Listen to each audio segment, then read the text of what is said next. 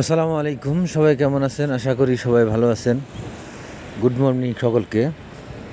সকালবেলা মর্নিং ওয়াকে বের হয়ে আপনাদেরকে দেখানোর চেষ্টা করতেছি ইন্ডিয়ার ব্যাঙ্গালোরের সকালের প্রাকৃতিক দৃশ্য।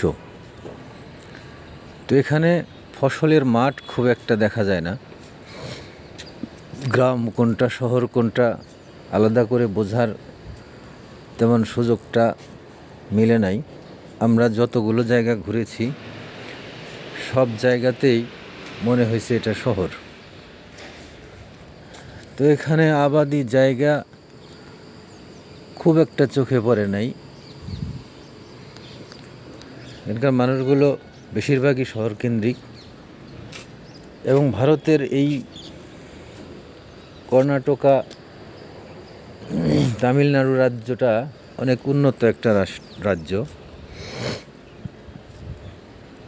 এখানে রাস্তাঘাট, অফিস আদালত থেকে শুরু করে bridge, culvert, overbridge, underpass, overpass সহ এটা ব্যাপক একটা উন্নয়ন এখানে আমরা দেখতে পেলাম। তো এটা মোটামুটি ডিজিটাল, স্মার্ট সবই বলা যায়। এখানকার জীবনযাত্রার মানও অনেক ভালো। এখানে দরিদ্র মানুষ খুব একটা চোখে পড়ে না। দু একজন ভিক্ষুক হাসপাতাল গেটের ওখানে পাওয়া যায়। তাছাড়া রাস্তাঘাটে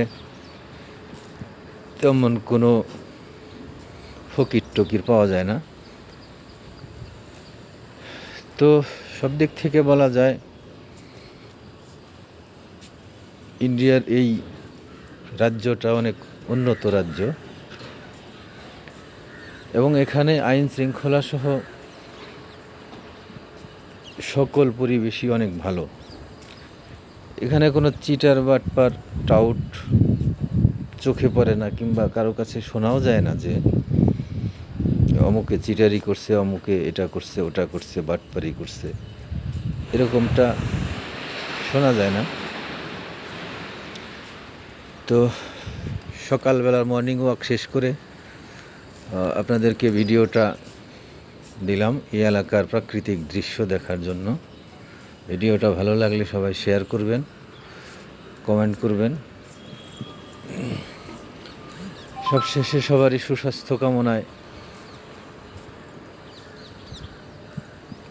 শেষ করছি। হার্টের ব্যায়াম দিছে ডাক্তারে, তাই মর্নিং ওয়াক শেষে আবার একটু হার্টের ব্যায়াম করতেছি। তো সবাই আমার জন্য দোয়া করবেন। আমরা আজকেও সকালে যাব হাসপাতালে ডাক্তার দেখাইতে। হার্টের আরেকটা টেস্ট আছে যেটাকে স্ক্যান বলে। তো হার্টের স্ক্যানটা শেষ করে আশা করি যে আগামীকালের মধ্যে আমরা দেশে ফেরার জন্য প্রস্তুতি নিতে পারব।